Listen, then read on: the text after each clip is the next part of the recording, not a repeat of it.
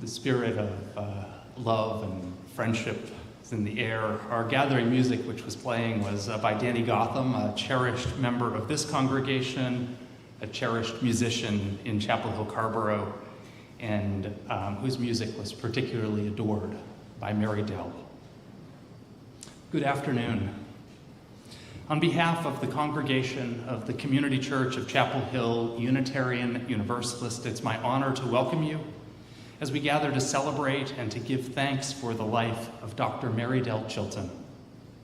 We gather to give thanks for a long life, a life lived fully, a life that made a powerful difference. We gather to offer our care and our presence to those who mourn the loss of a mother, a grandmother, a friend, a mentor, a colleague. We welcome you, we welcome Mary-Dell's family. We welcome those who knew her as a friend.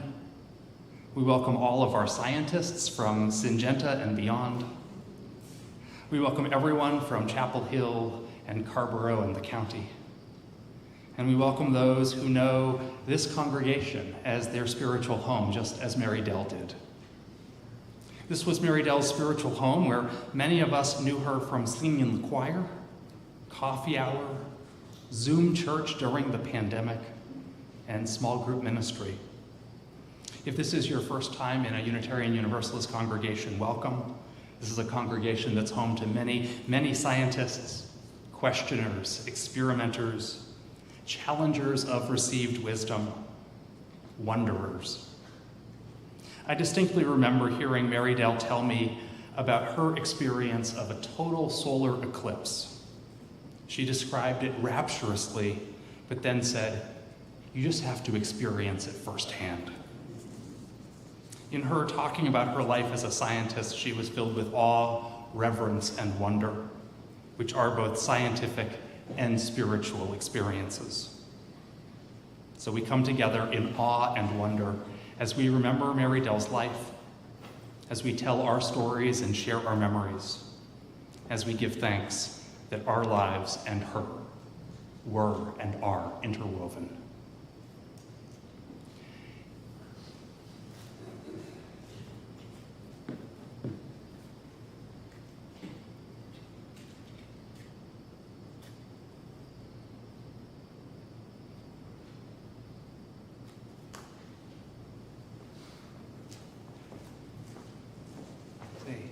In the Unitarian Universalist tradition, we begin our services by lighting a chalice, and so I would invite Mary-Dell's grandchildren to come forward and to light our chalice as we begin our service.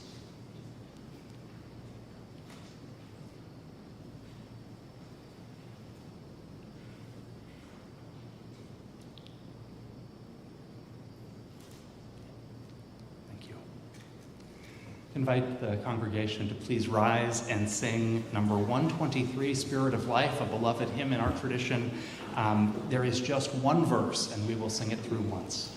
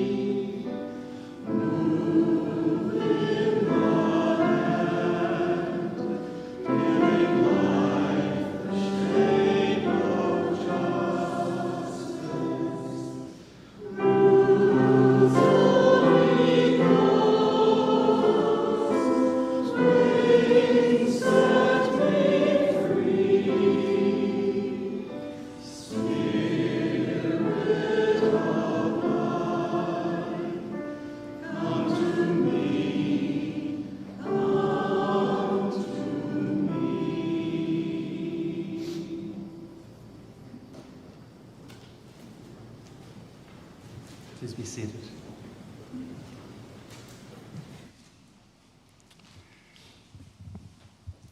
Mary-Dell was born in Indianapolis, Indiana in 1939, the youngest of 3 children.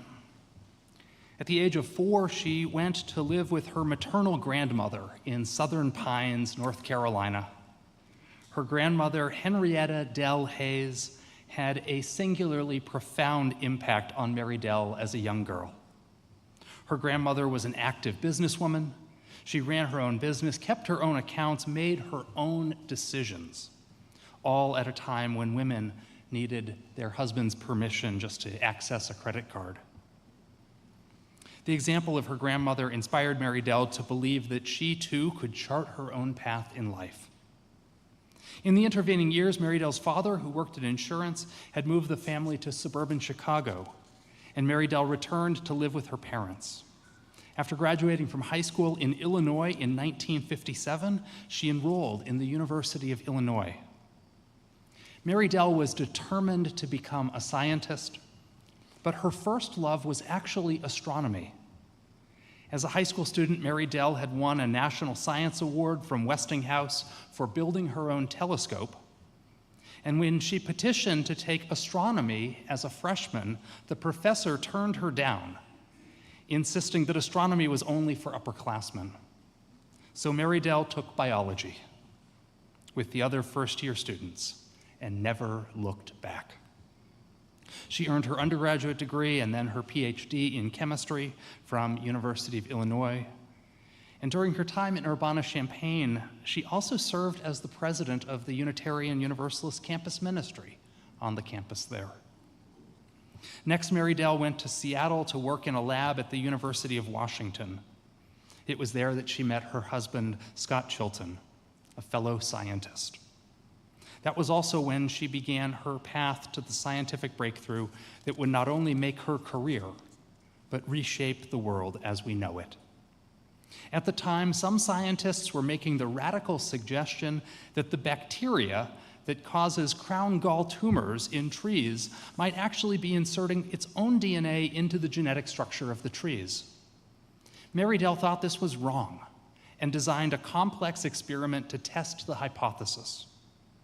When, to Mary-Dell's surprise, the experiment showed that she was wrong and that the bacteria really were transferring their DNA into the trees, she saw at once that this meant that it would be possible for scientists to deliberately insert genes of their choosing into the DNA of a plant, allowing them to add or eliminate traits in that plant. She moved to Washington University in St. Louis next to lead an international team of scientists working to pioneer the technology to make that possibility a reality. In 1982, they succeeded, creating the world's first genetically engineered plant. Her findings were published in Nature. A photograph of Mary-Dell and her plant appeared in Time magazine. And Mary-Dell's next step was to leave academia and to go work for a company that would later merge with Syngenta. This work brought Mary-Dell and her husband Scott and their two children, Andrew and Mark, to Chapel Hill and to Syngenta's campus at RTP. For 35 years, Mary-Dell was a scientist and vice president of Syngenta. The awards and honors she received as a scientist and as an inventor are too many to name, but include being inducted into the National Academy of Sciences in 1985, receiving the prestigious World Food Prize in 2013, receiving honorary doctorates from Washington University and the University of Louvain in Belgium, and being awarded the National Medal of Technology and Innovation by President Biden in a ceremony in the former East Wing of the White House in 2023. The News and Observer named Dr. Chilton Tar Heel of the Year in 2013. It would be impossible to overstate the impact of Dr. Chilton's discovery on the world over the past 4 decades. Her science revolutionized agriculture worldwide. Increased crop yield fed the world's growing population, and the amount of land necessary to devote to farming decreased. Genetic modifications created plants that were more resistant to drought, disease, and pests, changing how farmers used pesticides and even how they managed soil. When I met Andrew and Mark, they told a story of Mary-Dell giving an interview and being asked if she considered herself a role model for women in science. She reportedly answered that she did not, which was a humble answer to give. And I'd like to reflect just a moment on how Dr. Chilton was not only a pioneering scientist, but also a pioneering woman in science. We surmise that the way Mary-Dell was in the world allowed her to forge ahead, impervious to condescensions and chauvinisms. Another thing that I want to mention is that Mary-Dell helped to mentor a generation of scientists, especially women, who came from around the world to work in her lab. Mary-Dell and her husband Scott hosted many international scientists in their home, which they affectionately dubbed the Chilton Hilton. In her husband, Scott, Mary-Dell found not only a soulmate, but also an intellectual companion. Her husband was a professor of chemistry and biology before joining the botany department at NC State. He was secure in being the less famous Dr. Chilton. When I met Mark and Andrew, I asked them what it was like to being raised by two science professors. They retorted, "What is it like not being raised by two science professors?" In their parents, Andrew and Mark saw not only life companions, but also two people who shared a deep intellectual rapport. Another thing that they shared was a love of the outdoors. Together they hiked, camped, skied, canoed, and intensely. Andrew and Mark told of their parents climbing Mount Rainier in Washington, and Mark wrote of his mom completing, at an advanced age, an arduous multiple-day canoe trip, which landed her in the hospital at the end of it because she refused to take a break from paddling. Mary-Dell once shared with me rapturously her own experience of a total solar eclipse. I can only imagine what it is like to experience nature through her eyes.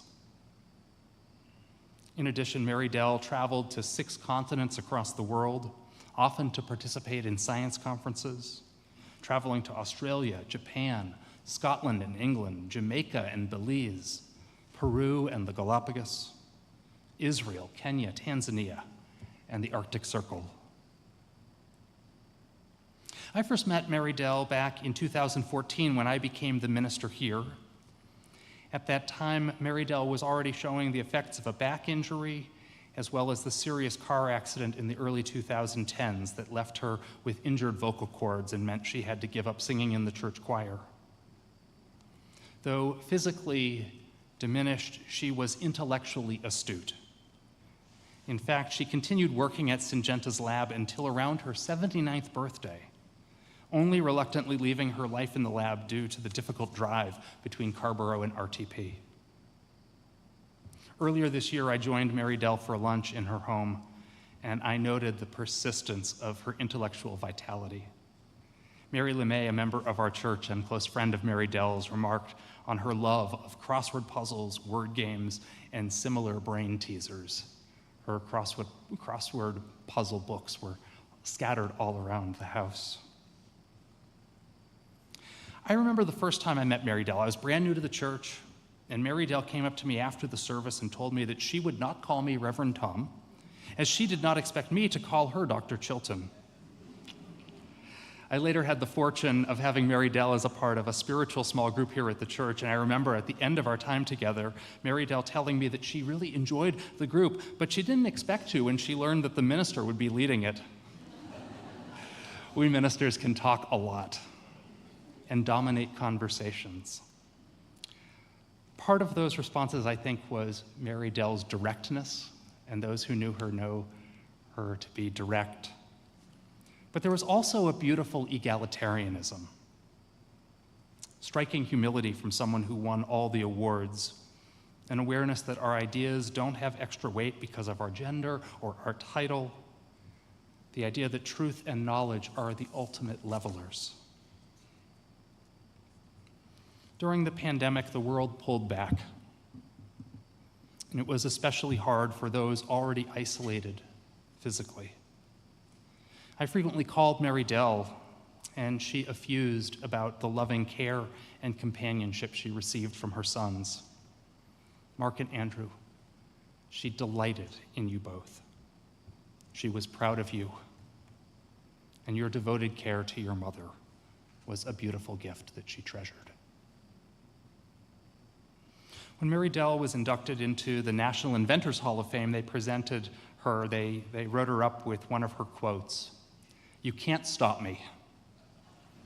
When I'm after something, I work on it endlessly until I get it." Mary-Dell learned this persistence and determination from her grandmother, I think.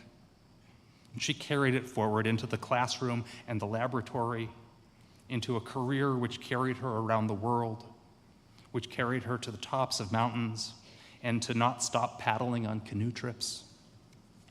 Unstoppable. Mary-Dell is now at rest, but her tireless quest to figure out the mysteries of biology continue on. In the discoveries she made, and the world she transformed, and the science colleagues she mentored, who are still exploring those wonders.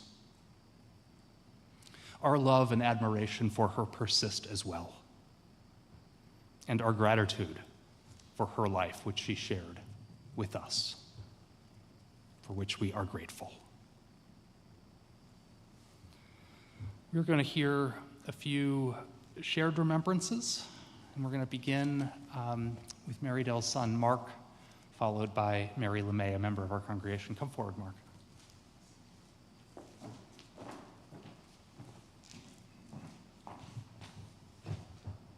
For the guys in the crowd, I took the liberty of taking my suit coat off because I was too warm, and I hope all of you will feel free to do the same.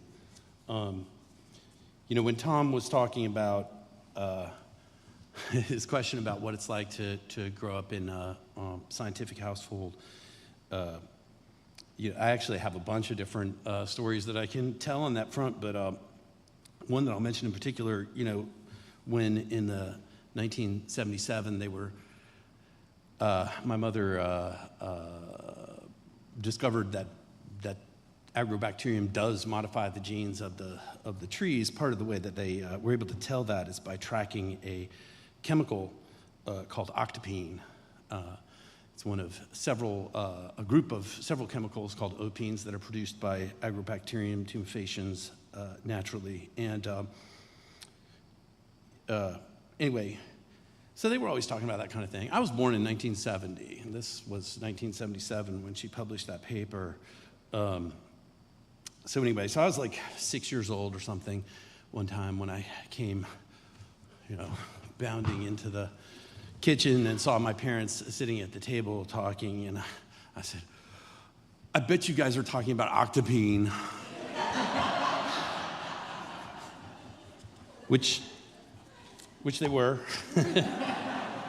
And they were talking about that because as Tom alluded a little bit, both my mother and my father worked on Agrobacterium tumefaciens. My mother became very famous for her work, as we've discussed, but part of the path to getting there was understanding the biochemical processes going on inside the agrobacterium and the tumor. And for that, to understand that part, my mother would often ask my father about, well, how does it work? Because he was more the structural chemist. And when he didn't know the answer, he would set out to try and figure out the answer. So he actually published quite a bit on the subject of agrobacterium, and they were both experts of different kinds with respect to agrobacterium.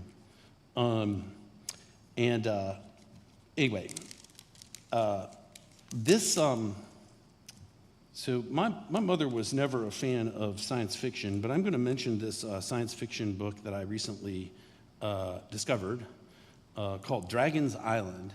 It's by a man named Jack Williamson, and it was published in 1951, which my mother would have been 12 years old at the time. And in his science fiction novel, he set it in the distant future of 1970, when a outstanding scientist by the name of Nan Sanderson has perfected a new science which she has dubbed, and therefore Jack Williamson had dubbed, genetic engineering, the first ever use of that phrase. Which, it's interesting to note that's only 31 years from 1951 until 1982, when the first genetically engineered plant was actually created. Although in the book it's considerably different. The soft cover edition depicts Nan Sanderson in what looks like a wetsuit that's unzipped to just above her belly button.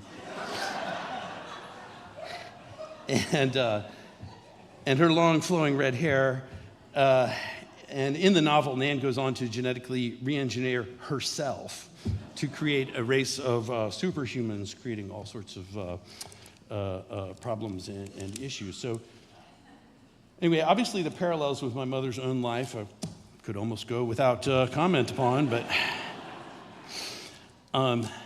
the other source, like I say, my mother was not a science fiction fan. She never read this book. I don't mean to suggest anything like that, but simply to point out, to highlight the fact that it is really something that she and as she would be quick to point out, a whole team of other people, actually several teams of other people, in laboratories in England and in France and Belgium, that all of them together ultimately made the big discovery. And in fact, I think there are some people in this room, there are quite a few people from Syngenta in the room, I think. So those of you who did or do work with Syngenta or with my mother at one point, if you just like raise your hand, just, yeah, look at all these people. And then I know there's at least one person, Annick Dufremont, who's here, and perhaps others, I don't know, but Annick, stand up for just a second.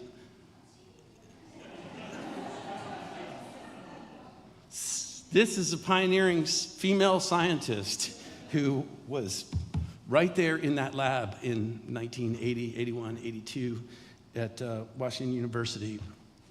And so my mother was always eager to point out the many people who worked with her, including Annick, and also the many people who worked with some of her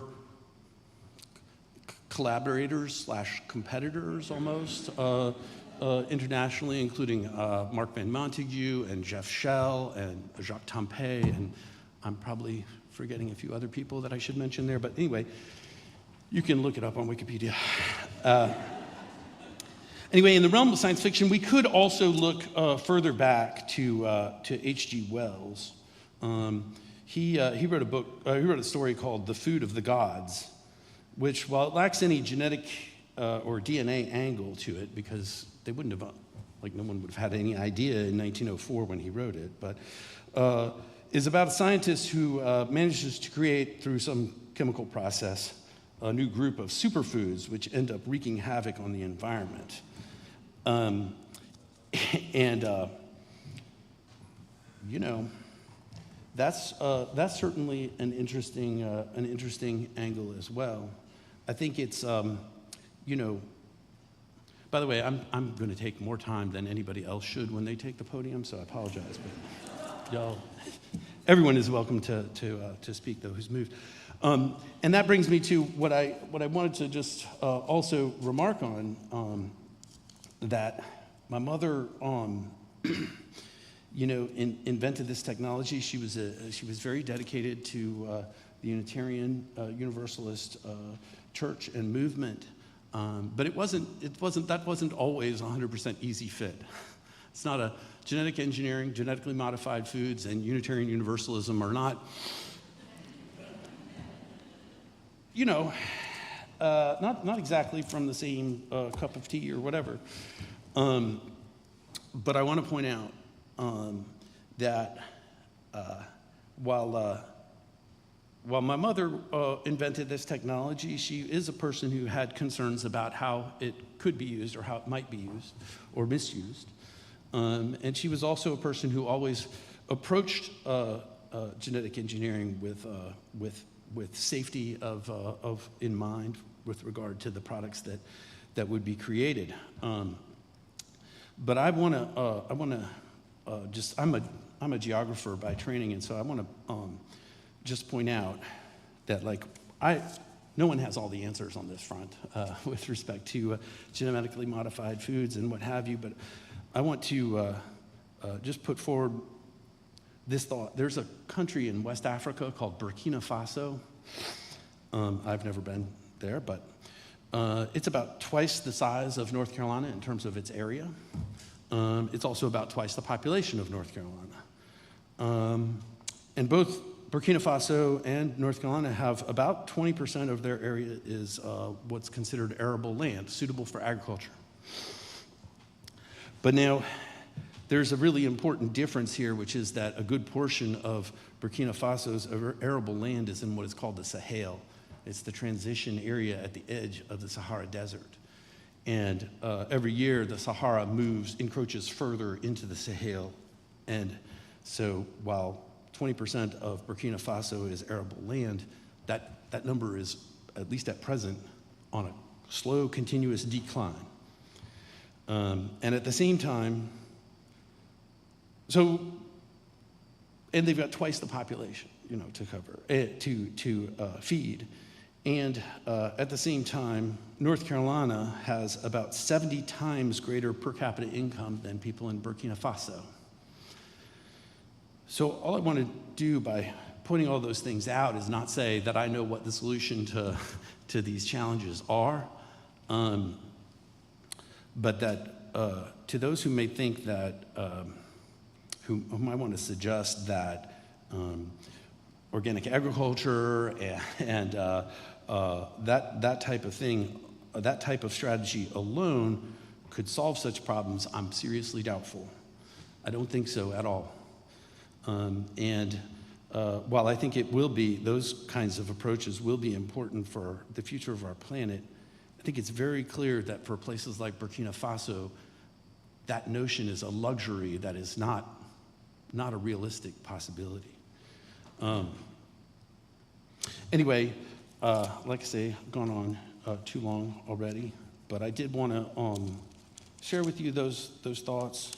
And I think one other that Tom inspired in my thinking as he was talking, which is about my mother's directness, and she was a very direct person. She was never shied away from telling people they were wrong.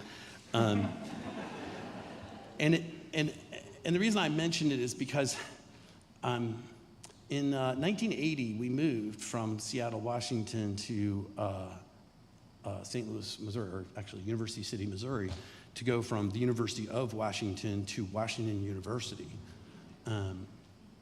And while my mother never didn't tend to see her career in terms of, in the light of a sort of sexist analysis of things, she didn't tend to think of that, dwell upon that.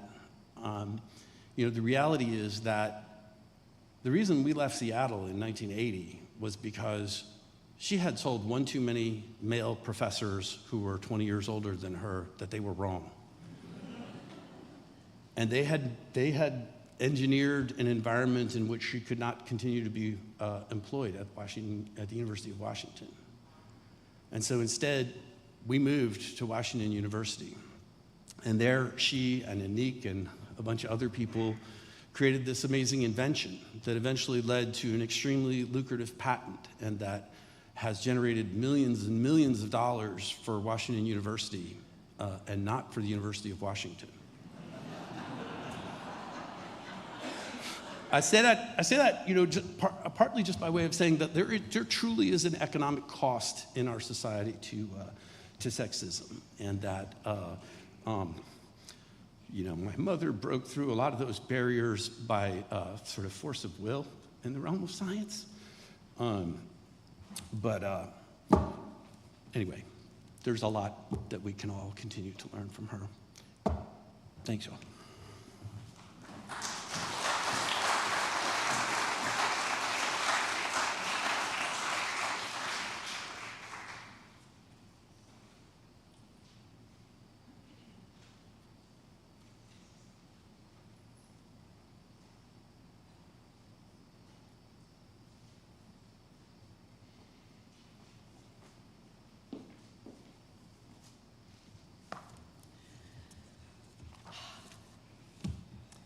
Welcome to all of you who are not members of the church. Welcome to the church members too, but nevertheless, it's nice to see a lot of people here that knew Mary-Dell.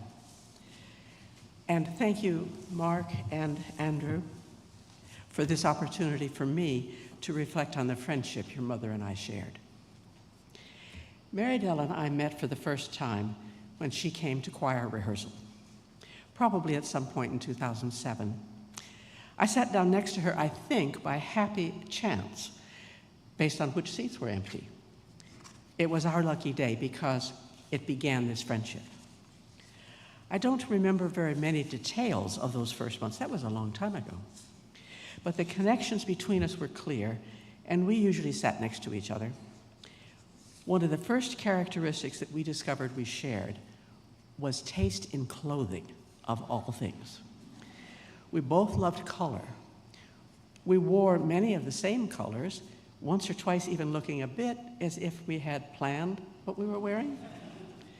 Tailored slacks, color-coordinated tops, jackets matching vests. with Talbot's obviously a favorite buying place. This shared characteristic lasted to the very end. At our final visit, shortly before she left us, she was wearing coral and turquoise, and I was wearing a darker shade of red and royal blue. Not identical, but distinctive and kind of sisterly. Needless to say, we loved, both of us, being part of the choir. We sang the same part, of course. We didn't talk about choir, however. We took the music for granted, I think, sort of like it was part of the air we breathed as a kind of oral atmosphere. We just showed up week after week for as long as her health and voice could handle the practice. One thing we did talk about was our mutual enjoyment of reading mysteries. We recommended authors and titles back and forth quite a few times, again, as long as she could manage holding a book. Her favorite author was Louise Penny. Now, let me explain some context here for those of you who do not know me. In my professional life, before I retired, I taught French for some 40-odd years. The characters in Penny's stories, being residents of French-speaking regions of Eastern Canada, mostly had French names. Mary-Dell had many skills, but pronouncing French was not one of them. And so she relied on me to teach her how to pronounce the names of these people whom she felt she knew. Being able to pronounce their names correctly seemed to let her feel closer to them. Our mutual favorite of Louise Penny's books was titled A Beautiful Mystery, wherein the choir director of a monastery is murdered. Odd. Considering how much respect we had for Glenn. And Ben, you're in no danger. Other activities we shared included working the daily puzzle page in the News and Observer. That's got Sudoku and bridge game and this and that. It's got a dozen puzzles. And between us, I think we did all of them. And for quite some time, we enjoyed having lunch together about once a month in a restaurant for several years, and then later in her home until her death.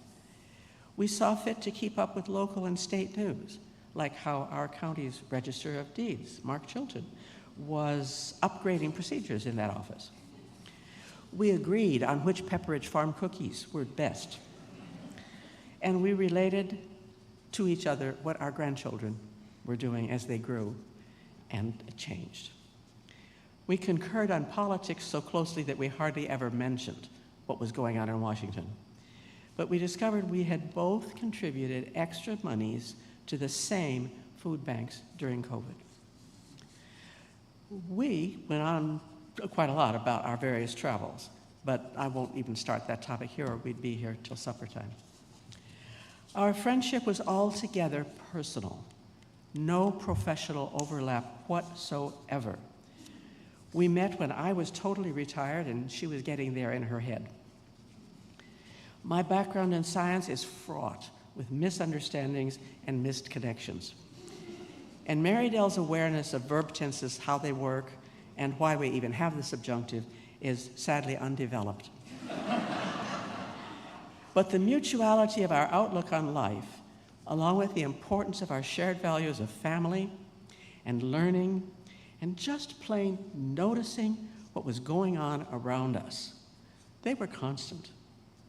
At times, the congruences were weird or quirky, but mostly everyone that we uncovered just felt right. Merely another piece of the cement that held us in a valuable friendship that we both cherished. Just a few months before Mary-Dell died, we discovered that each of us had traveled through, visited, or lived in all of the United States except Hawaii. 49 out of 50, mind you.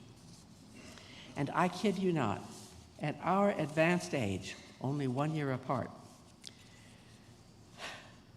and in our ancient enfeebled bodies, sitting at her dining table, we immediately started planning how we could get to Hawaii together.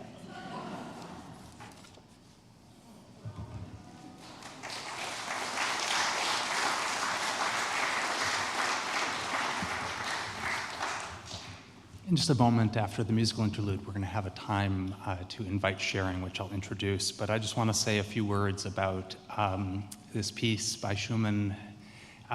It was chosen for many reasons, but one of them is that the title translates to forest scene. And if you listen closely, you might hear some strands of DNA in some of the musical notes.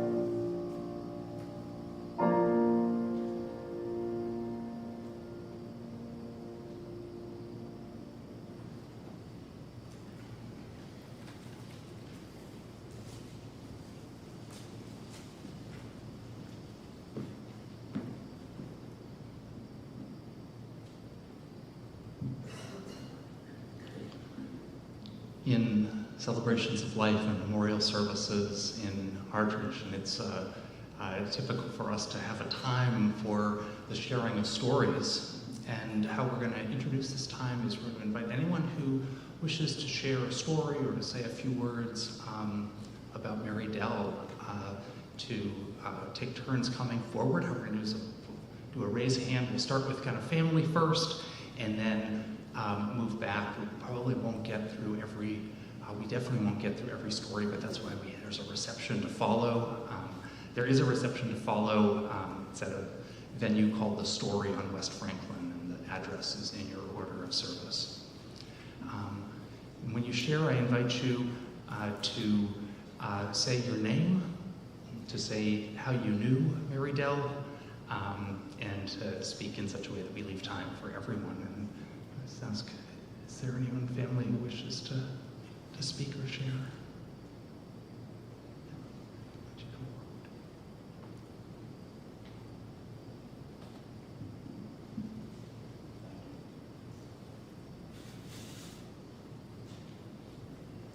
I'm Ted Power. I was the nephew of Mary-Dell, who we called Aunt B. And in 2013, I was, and still am, living in Des Moines, Iowa, and worked at the Des Moines Register. And I would go to the daily news meetings where they told the top stories of the day and what they planned for the front page. And I was generally quiet at all those meetings. But one editor said, the World Food Prize has been announced. And it's a big deal in Des Moines. And they said there were 3 honorees that year. And one of them was Mary-Dell. And I was generally quiet in these meetings, but that day I felt I had to speak out. And I said, that's my aunt. She did indeed embrace family. And when she came to town for the award, which it's a spectacular thing in the state capitol. It's in the State House. It's a big deal. There's a big dinner under the rotunda of the domed Capitol building. But that week, she made sure she came and dined with us at our house. And she made sure to come to my kids' elementary school and spoke to the 250 students there in a way that they might understand at least a piece of what she did. And I remember one other lesson. We were at a Chilton family reunion in the mountains of Virginia. And my son was about 8, 9 years old. And we were in line for food, I think. And I said, buddy, what do you want to eat? And Mary-Dell was next to me and she said, buddy? I said, I looked. She said, that's your son, not your buddy. I got her directness firsthand. Anyway, as we remember her family, that she was a part of family and she loved family, even though many of us knew she was important, but we didn't quite understand what she did. Thank you.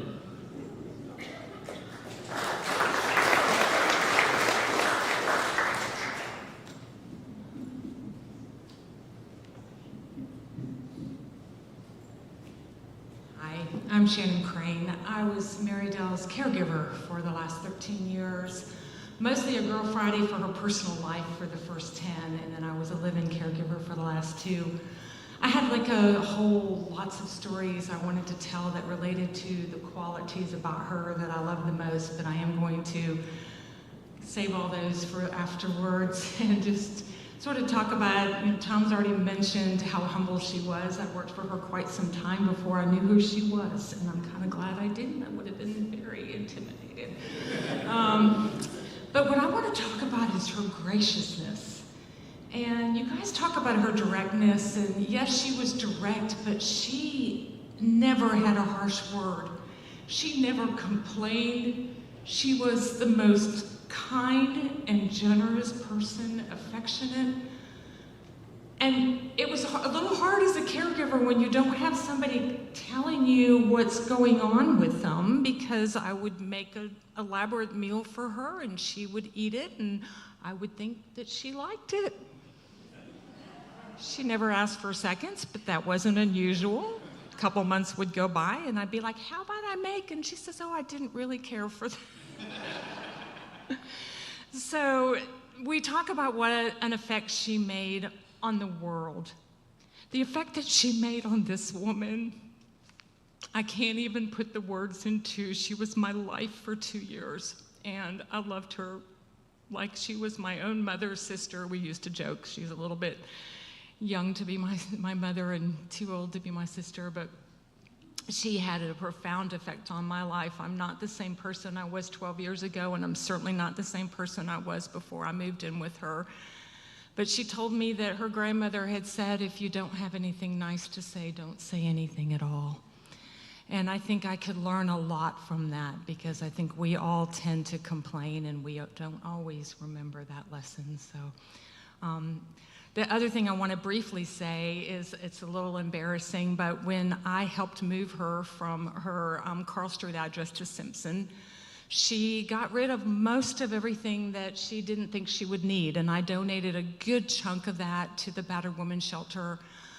She gave me most of her jewelry, and I brought some of that with me today, having no idea there would be this many people here, because I wanted to share that and pass that forward. She said, please give this to anybody you know, and I thought it would really make her feel good.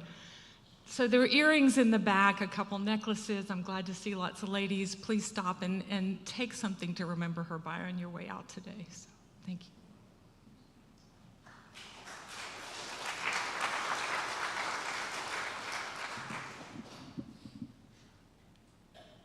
Anyone else like to speak? Yes, come forward, sir. Yep.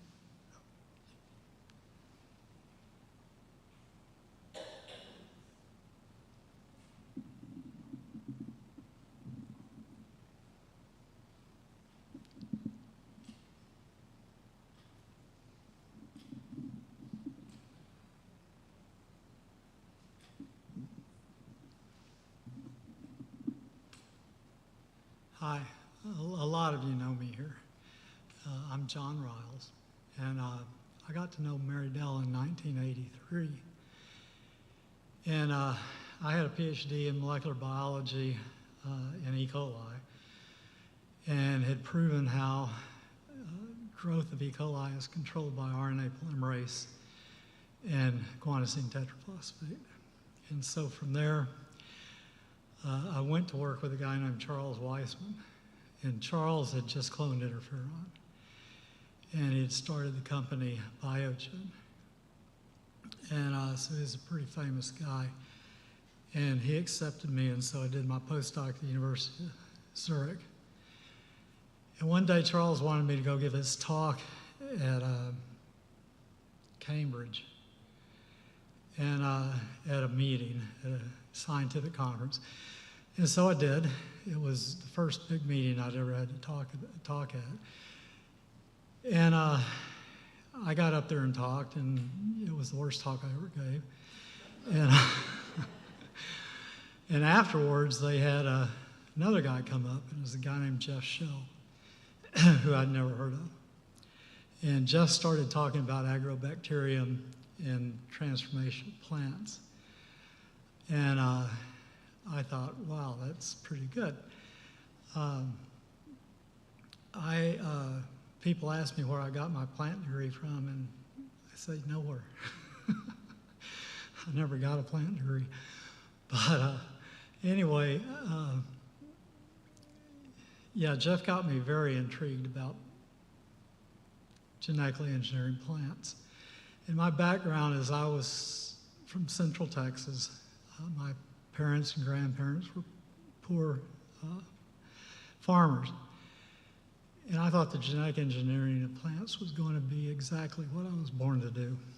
And so came back to the lab and I told people that. And one of the guys had already been to SIBA. And he said, well, I met this woman named Mary-Dell Chilton. And anyway, he didn't like the job he was offered.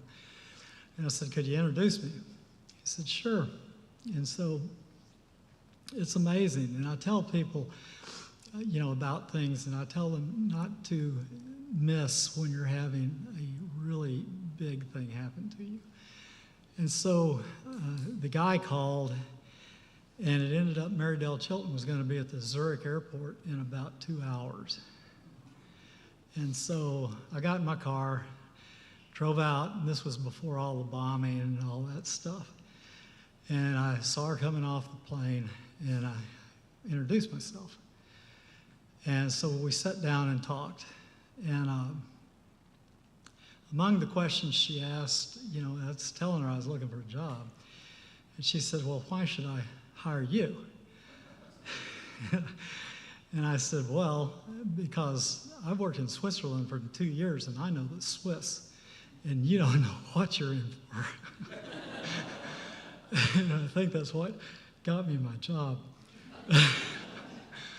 But anyway, she invited me to dinner that night in Basel because Charles, the general, I can't remember his name, but he's the guy that was worldwide head of agriculture, who was the head of Ciba-Geigy originally. They were having dinner, and she invited me to the dinner, and she introduced me to them. And I thought, that's cool. And then he started asking me questions about Weissman. And this was before I was very savvy. I didn't know Charles was very famous. And he said, you know, well, what do you do there and all this stuff? And I told him. And at the end, he said, well, we're gonna offer you a job. And this was in Basel, talking at dinner. And Mary-Dell had two others with her, who a lot of you know. One was Christian Harms, and the other was Michael's son. And when Mary-Dell said they were going to hire me, they said, no, Mary-Dell. They said, no, Mary-Dell, that's not how we do it. And Guy Spuler came in and said, it's the way I do it. And so anyway, that's how I got my job. And then, you know, it ended up, that's how I learned plant biology. And worked with her for 13 years. You know, essentially made very fundamental changes in plant defense mechanisms. And I thought she was great. And then, you know, towards the end, Ciba was merging with Sando to create Novartis. And she told me she was stepping down. And I said, well, thank you for telling me, because I'm going to get the hell out of here. And I said, you're the only one that's ever protected me. And anyway, they hired me. So Mary-Dell and Klaus Geisbuehler. Yeah, anyway, that's how I got to know Mary-Dell, and she never let me down.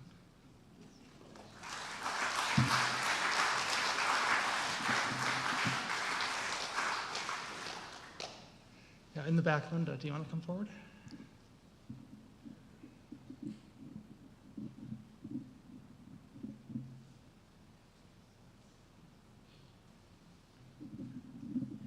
Thanks, Tom.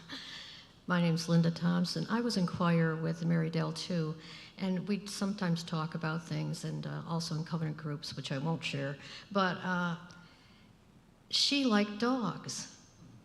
I don't know if many of you knew this, but were they Springer Spaniels? I remember this. It's been years. Yeah, and so I'd go to choir and I'd say, "How the dogs doing?" "Oh, fine, you know." And then she had puppies at one point.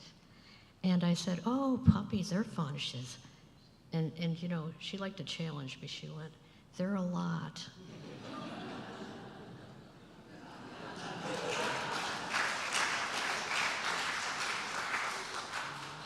You have time for, yeah, in the very back, please come forward.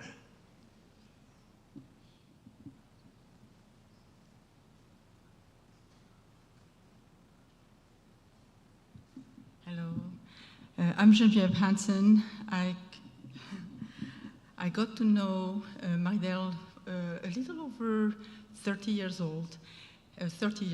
and she was in my PhD committee, and then she invited me here in the US, here at Ciba-Geigy. At the time it was called Ciba-Geigy in North Carolina, in '93, to become her postdoc. And it was something amazing. She, as you say, she transformed, I would say, the biotech field, but she also transformed, no point intended, you know, it was all about transformation. She transformed the life of many, many students. I was one of them, and for me, she invited me in the US, opening the door for the American dream that my parents had for themselves, but I realized that for them through Mary-Dell. And you talk about generosity, and this is every day. I remember that we had lunch together every day for almost 10 years. And it was all about giving time to her students, mentoring us for everything. And I remember some colleagues that would say to me, what are you talking about with her every day? Do you still have something to say? Yes, because Mary-Dell will share everything. And as we say in French, she had a golden heart to share her time, her ideas, her suggestion, and to make it happen, giving us her support to make it happen. And on the very personal note, when my oldest son was born, she came, of course, at the time there was no email or anything like that, or no texting, and she had a big whiteboard outside her office where she was making all type of announcements. We achieved this today, or things like this, and she would say, this day, she say, it's a boy. And with the 2 blue balloons, and then she came home, as a student, so it was a bit embarrassing for me because my boss coming, especially when you come from Europe, you have the hierarchy, but no, Mary-Dell, it was not like this. We were all at the same level. And then she came home and she held the baby and she said, no. You cannot have a baby and not have rocking chair. So the next day she come with her big book and with the rocking chair. But my God, I don't know how she did it, how it fit in the trunk of the rocking chair. But when you know Mary-Dell, you know that she will make it happen. You know that? And if you know, for the one that know my husband, Juanjo, he is the one that had to take it out under her careful supervision. Well, anyway, so talking about her generosity is that now is my son that has a daughter, and he sharing with her the books that Mary-Dell was sharing with him, and even the Christmas decoration. And if you knew Mary-Dell, she had stickers. So they were there sharing this passion. So on the last note, I will say that whenever my son goes, I have 2 sons, and whenever they come back from Europe, they always tell me, Mom, or they say, Mama. They say, thanks God that we were born in the US. And I tell them, no, thanks to Mary-Dell.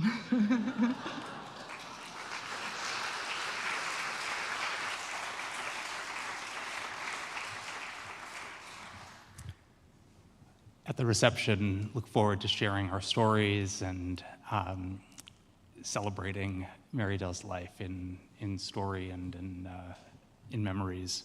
I want to invite Andrew to come forward and read in Mary-Dell's honor the poem, Where Go the Boats by Robert Louis Stevenson.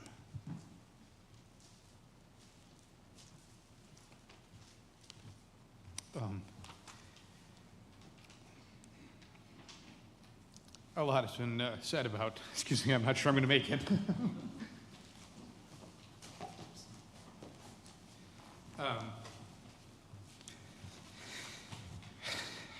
Has been said about her love of the outdoors.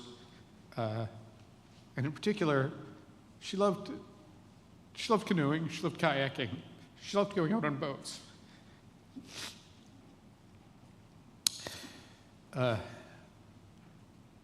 Mark told the story about her going down the Green River in 2016, I think it was. And, it was 4 or 5 days out in the desert. That was quite a haul. And I was with her in the Galapagos in 2019 when she was 80 years old. And we went out on the open ocean in the kayaks together. It was a 2-man kayak. I was in the same kayak with her. And I just remembered that she said how much she loved that whole trip, but that was the best moment. She also loved poetry, and she read poems to us when we were kids. And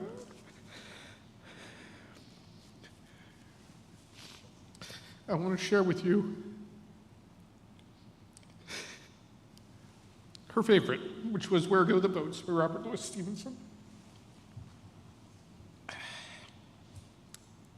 Dark brown is the river, golden is the sand.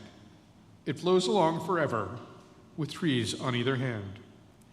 Green leaves a-floating, castles of the foam, boats of mine a-boating, where will all come home?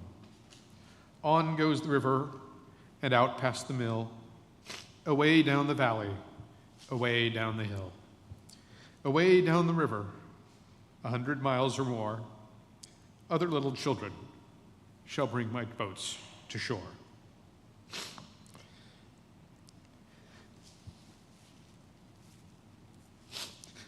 Thank you so much for coming.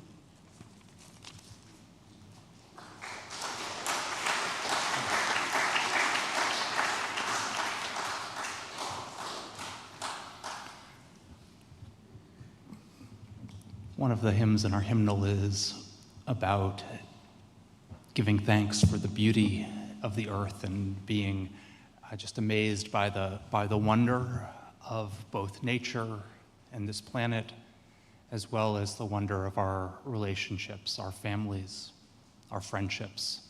I invite us to rise and sing our last song. It is number 21 in your hymnal, For the Beauty of the Earth.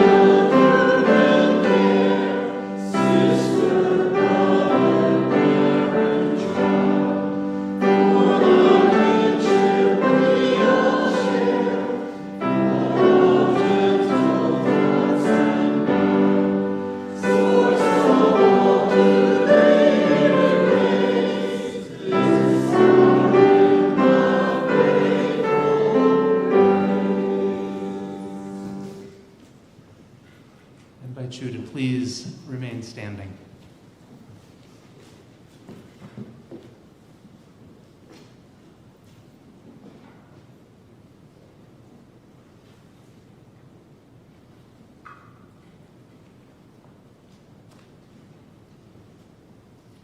We say in our church that even as we extinguish the flame, that we carry each other's hearts with us as we go. So too do we carry Mary-Dell's love and wisdom and wonder in our hearts as we go forth. Let us give thanks for her brilliant life, for the impact that she made on the world, the impact that she made on her family, children and grandchildren, friends, communities, colleagues.